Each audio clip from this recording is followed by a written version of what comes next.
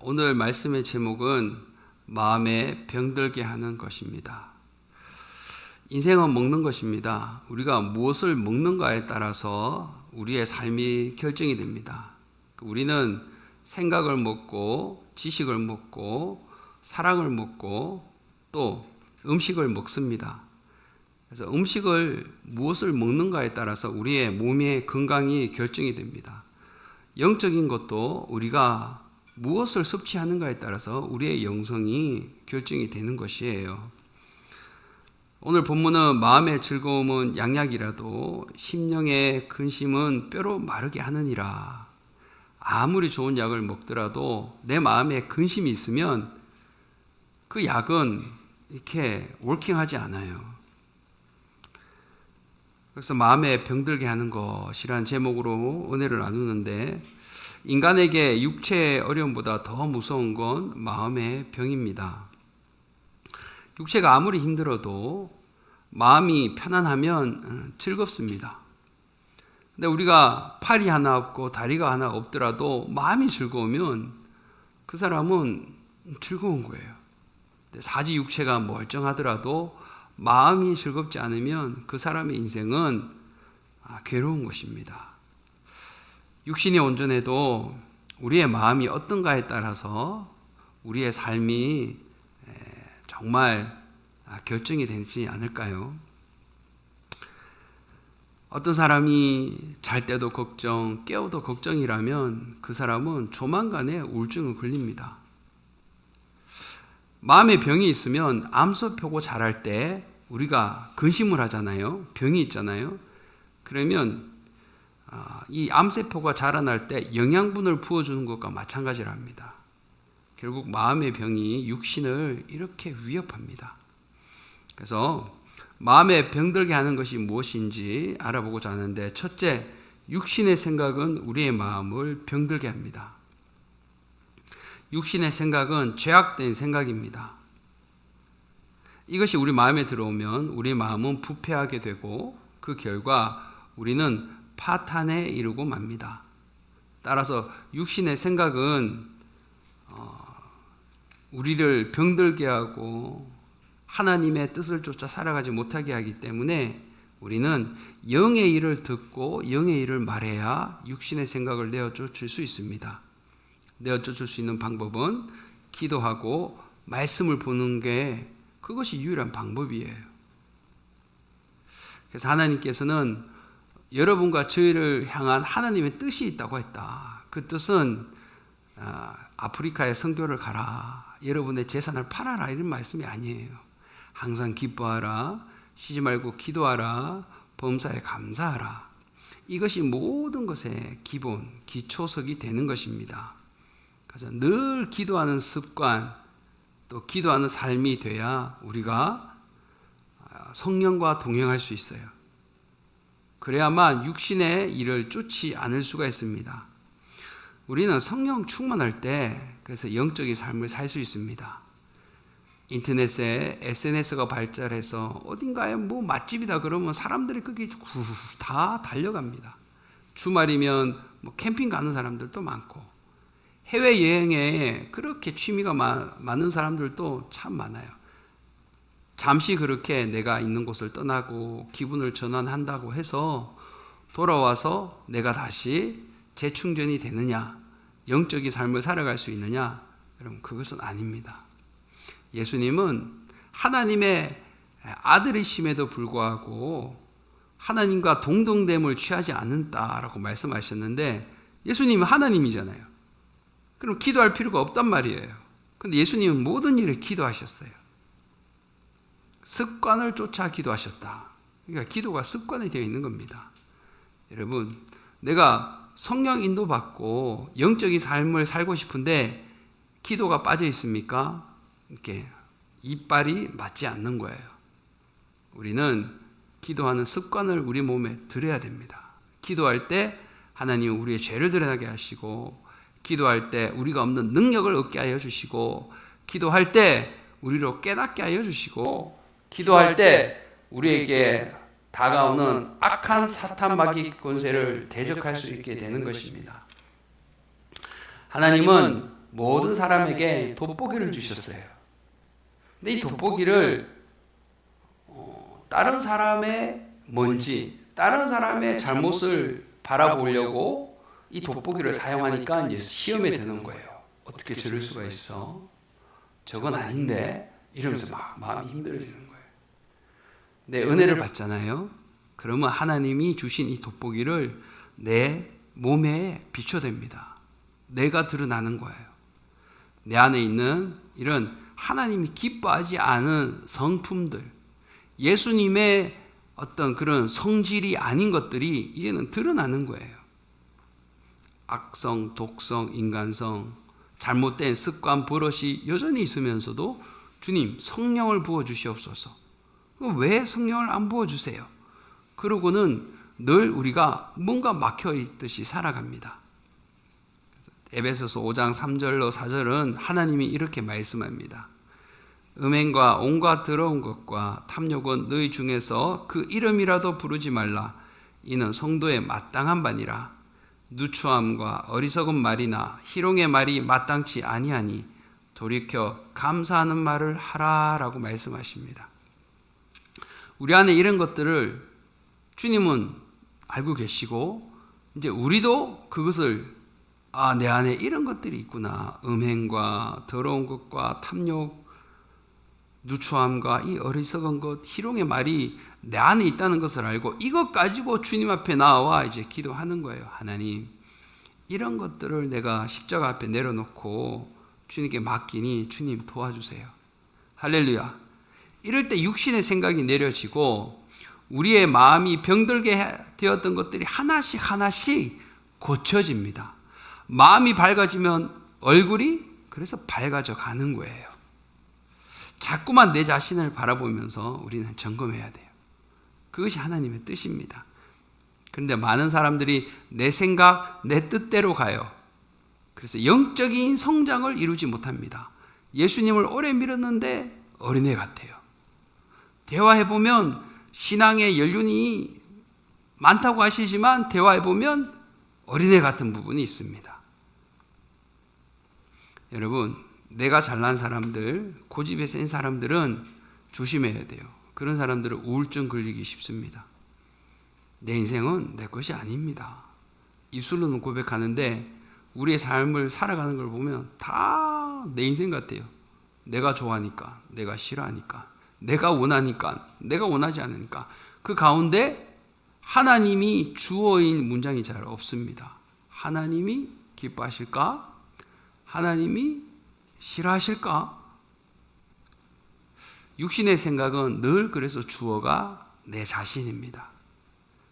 성령의 충만함을 받아 여러분 하나님이 보시기에 육신의 생각을 쫓지 않고 성령 충만한 삶을 살아가기를 축복합니다. 두 번째로 마음에 병들게 하는 것은 염려와 근심입니다. 오늘날 의사들의 말에 의하면 육체적 질병의 70%가 마음의 억압에서 온다고 합니다. 우리가 세상에 사는 동안에 문제가 끊임없이 와요. 마치 저 바다의 파도처럼. 근데 희한한 게 뭐냐면 다른 사람의 문제는 작아 보이는데 내 문제는 되게 커 보여요.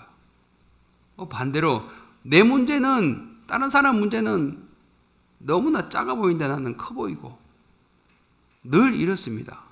내게 항상 커 보여요. 그러나 문제가 없는 사람은 없고 그 문제를 가지고 하나님은 그 사람을 다루십니다. 그 사람을 깎으십니다. 여러분, 우리가 하나님을 만날 때는요, 성공한 자리, 높은 자리에서 하나님을 만나지 않아요. 실패의 자리, 안타까움의 자리, 좌절의 자리, 거기서 하나님은 만나주세요. 그래서 혹여나 오늘 예배드린 여러분들이 실패하거나 좌절하거나 그런 나의 과거가 있다면, 거기에 매여 있다면 자유 안 받으시길 바랍니다. 그 실패도 그 실망감도 하나님이 허락하신 거예요. 왜? 깨닫게 하기 위해서. 그래서 우리는 우리 마음에 억압을 받지 않고 살려면 믿음의 분수에 넘치는 일을 해서는 안 됩니다. 시편 131편 1절에서 하나님은 말씀하세요. 여호와여, 내 마음이 교만치 아니하고 내 눈이 높지 아니하오며 내가 큰 일과 미치지 못할 기이한 일을 힘쓰지 아니하나이다. 내가 하지 못할 큰 일이 있는 거예요. 그리고 기이한 일, 아무리 내가 가진 능력으로도 해봤자 이거는 꿈쩍하지 않은 일들은 우리는 손을 놔야 돼요. 끝까지 붙잡고 있었으면 우리는 염려와 근심에 거기서 헤어날 수가 없다는 것이죠.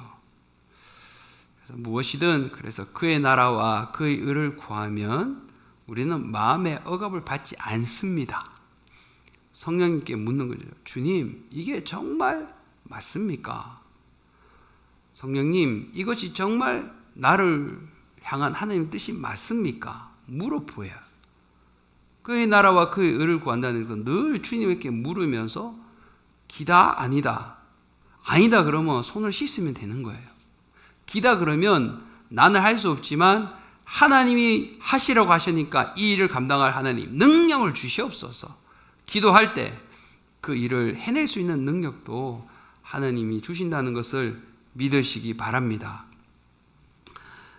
내 속에 그래서 옛사람이 죽고 내 안에 그리스도가 살 때, 주님이 살 때, 성령이 역사할 때 비로소 진정한 성령의 능력이 나타납니다.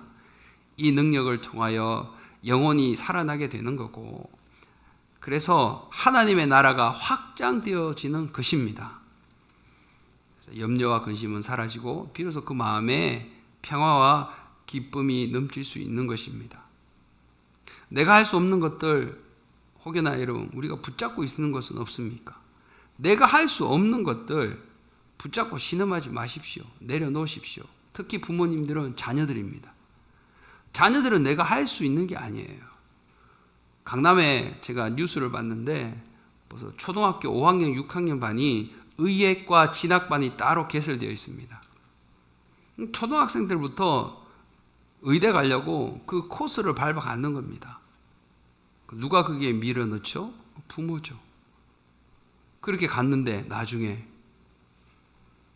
그들의 삶이 거기 갔다고 성공이 보장되는 게 아닙니다. 부모는 자녀를 위해서 기도해주면 하나님이 성령으로 그 자녀의 장단점을 알게 하여 주셔서 우리가 기도하면 하나님이 그 자녀에게 하나님이 기뻐하시는 길을 가게 되도록 인도하여 주십니다. 주님께 그래서 기도하는 자는 맡기게 될 줄 믿습니다. 하나하나 염려하고 근심해요. 그럼 어떻게 살아갑니까? 맡기는 은혜가 있기를 축복합니다. 그리고 세 번째는 우리의 마음을 병들게 하는 것은 잘못된 대인 관계입니다. 참 이 대인 관계가 쉽지 않아요.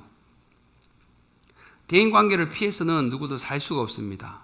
인생은 만남의 연속이기 때문에. 집에서도 부모, 자식, 형제들끼리 대인 관계 잘 되어 있지 않으면 그저 싸웁니다. 여러분 집에 갔는데 엄마 아빠가 매일 싸워요. 그러면 그 자녀들이 나중에 우울증 걸립니다. 형제들끼리 계속 싸워요. 서로 안 찔려고 그래요. 그러면 그 집은 안식처가 되지 못합니다. 잘못된 대인 관계는 그래서 병을 만들어내요. 여러분, 누구를 생각했는데 그냥 마음이 막 쓰려요. 누구를 그냥 떠올렸는데 그냥 마음이 답답합니다. 막 누구를 떠올렸는데 머리가 아파요. 그러면 여러분들은 아셔야 돼요.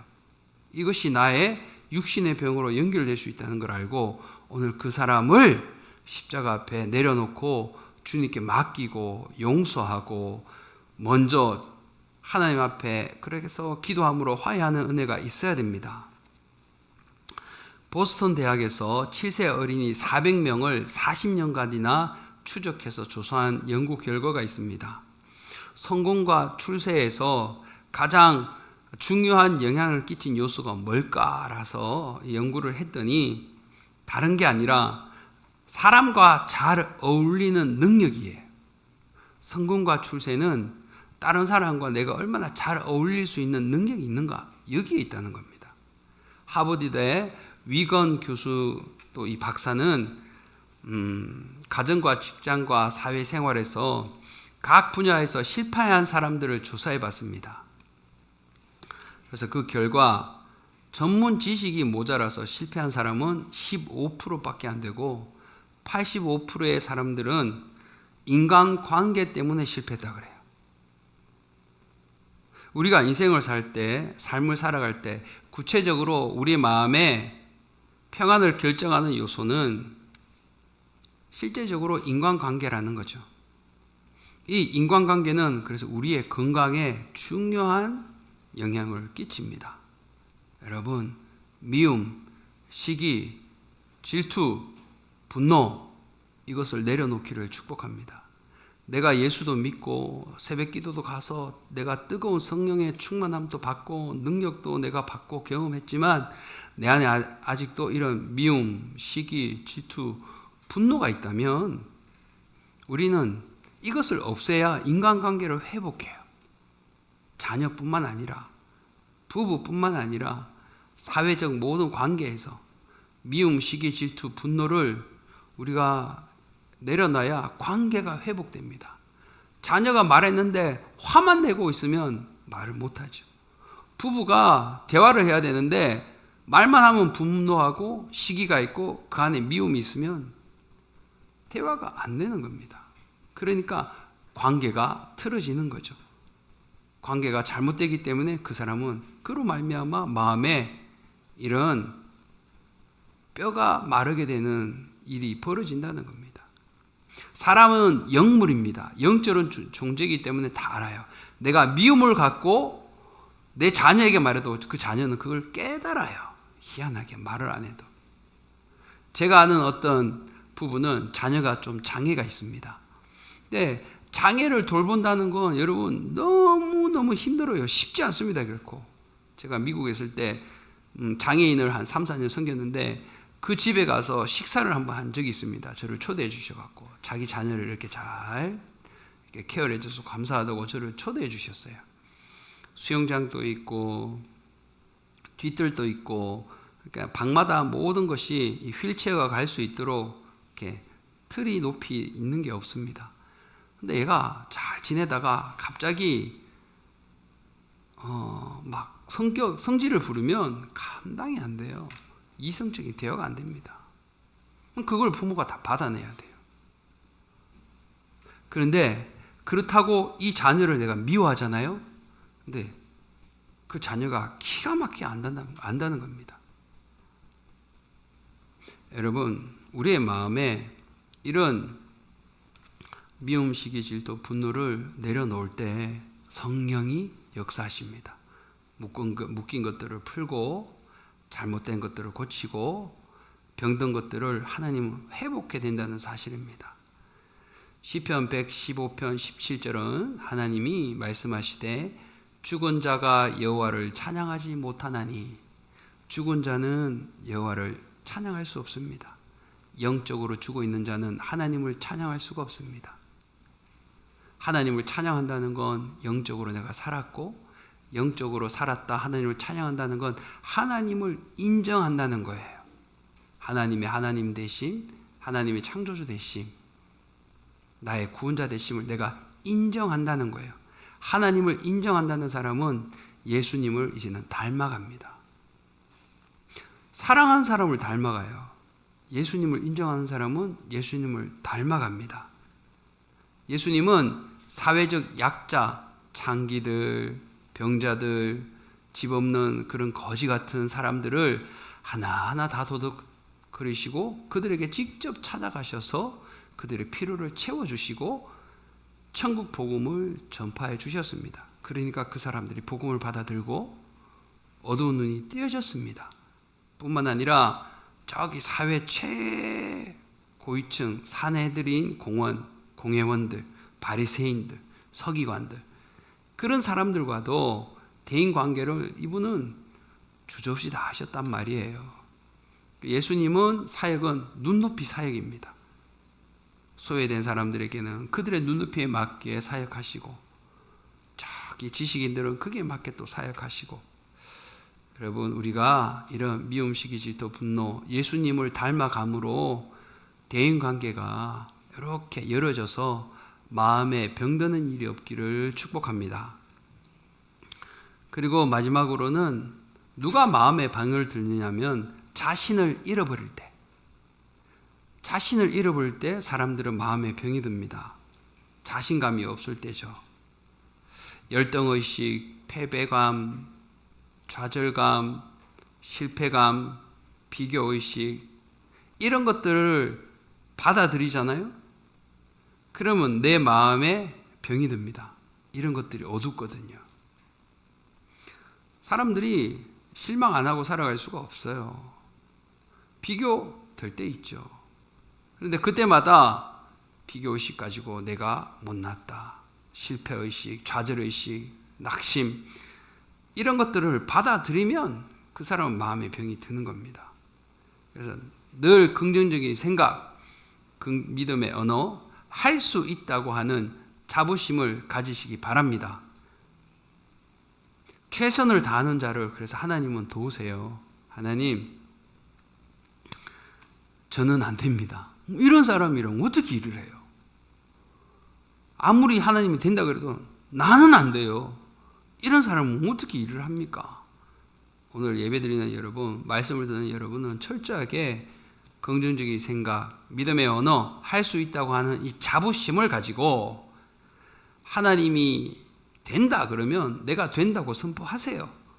그래야 우리가 기적을 볼 수 있습니다. 하나님은 안 되는 것도 그렇게 되게 하시는 것입니다. 그래서 가만히 하나님을 보면은 하나님은 잊혀진 사람들을 찾으세요. 하나하나. 그래서 그들에게 능력을 부어주십니다. 그리고 하나님의 능력을 드러내십니다. 왜 바울이 눈이 비늘 같은 게서 이렇게 덮여져서 앞을 못 봤는데 저기 묻혀있는 아나니아를 찾아갔을까? 아나니아는 기도하는 사람이었고 하나님을 인정하는 사람이었고 아나니아는 이런 대인의식을 하나님 나는 죽어도 안 돼요. 왜냐하면 사도 바울 같은 사람이 예수 믿는 사람을 잡아다가 죽이는 일에 앞장섰지 않습니까? 그럼 우리 입장 보면은 하나님 죽어도 안 돼요. 그렇게 말하지만 아나니아는 주께서 가라고 하셨을 때 순종합니다. 그러니까 이런 사람이 안 될 것도 되게 하는 하나님의 능력을 보게 된다는 사실입니다. 여러분과 우리의 삶에도 하나님이 된다고 한다면 믿으세요. 안 된다고 하면 끝까지 안 되는 거예요. 제가 공부를 하기 너무 힘들었는데 미국에서 원서를 공부하다 보니까 아르바이트도 해야 되죠. 사역도 해야 되죠. 새벽기도 끝나고 공부를 하는데 아유 세상에 그 짧은 1시간 반을 두고 집중적으로 공부를 하고 또 일하러 가야 되는데 글씨가 날아서 눈으로 들어와서 글씨가 이렇게 내 안으로 들어오는 걸 보입니다. 그걸 제 평생에 딱 2번 경험했습니다. 글씨가 날아 들어와요. 눈 안으로. 머리에 들어가고 마음에 들어가고. 나는 할 수 없지만 하나님 지혜 주세요. 제가 이렇게 바쁘고 시간이 없습니다. 하나님. 근데 저는 똑똑하지가 못해요. 근데 주님 좀 도와주세요. 주님이 주시면 능치 못함이 없음을 나는 믿습니다. 근데 그런 역사가 일어나는 겁니다. 하나님은 안 될 것도 되게 하신다는 사실을 믿고 내 수준에서 하나님을 이해하려 하는 교만을 우리가 내려놓을 때 하나님은 여러분과 우리의 인생에 기적을 베풀어 주십니다. 그래서 늘 성령님 어서 오십시오. 성령님 제가 어떻게 하는 것을 원하십니까? 제가 이 사람을 만나야 됩니까? 이 말을 해야 됩니까? 말아야 됩니까? 담대하기에 주여 인도하여 주시옵소서. 하나님 제 입술을 닫아 주시옵소서. 늘 성령을 의지하고 그분을 찾을 때 여러분 우리는 우리의 마음을 병들게 하는 것이 아니라 여러분의 주위에 있는 병들어 있는 사람을 여러분들을 통하여 하나님은 고치게 되는 역사가 있게 되실 것입니다. 실제로 그리스도의 마음을 갖게 하시는 분이 누굽니까? 성령님이죠. 성령님. 다른 분이 아닙니다. 성령의 임재를 원하신다면 예수님과 달라도 너무 다른 우리 안에 내 자신을 내려놓으시기를 바랍니다. 내 자아를 내려놓으시기 바랍니다. 그리고 기도를 통해 하나님 아버지, 성령님, 예수 그리스도를 기도를 통해 우리는 만나는 거예요. 눈으로 못 보잖아요. 기도를 통하여 하나님 아버지의 그 창조주 되심과 예수 그리스도의 그 구속자의 능력과 성령의 인도하심, 자신을 비울 때 하나님의 임재를 우리가 알 수 있고 그래서 성령 인도받게 된다는 사실입니다. 오늘 예배드리는 여러분과 우리가 인생에 새롭게 되는 방법을 제가 말씀드렸습니다. 여기서 헤어나고 싶습니까? 왜 이렇게 마음이 답답하고 막혀있는 것 같습니까? 내 마음이 병들었다는 증거입니다. 육신의 생각을 내려놓고 그래서 우리가 염려, 근심, 걱정 또 왜 내가 붙잡고 있으면 안 되고 십자가 앞에 내려놓으십시오. 그리고 잘못된 대인관계도 주님 앞에 맡기세요. 내 자신을 잃어버린 내 모습은 또 없습니까? 그래서 오늘 내 인생을 새롭게 하기 위해서 우리는 언어를 바꿔야 됩니다. 할 수 있다. 주님이 도우신다. 그리고 마음을 바꾸고 생각을 바꿔야 됩니다. 무엇을 먹느냐에 따라 우리의 인생이 달라진다고 서두에 말씀드리지 않았습니까? 병든 우리의 마음이 아니라 강건하고 따뜻한 마음, 평온한 마음으로 주님과 동행하셔서 앞으로 전진하여 나아가 승리하시는 여러분과 제가 되시기를 예수 이름으로 축복합니다.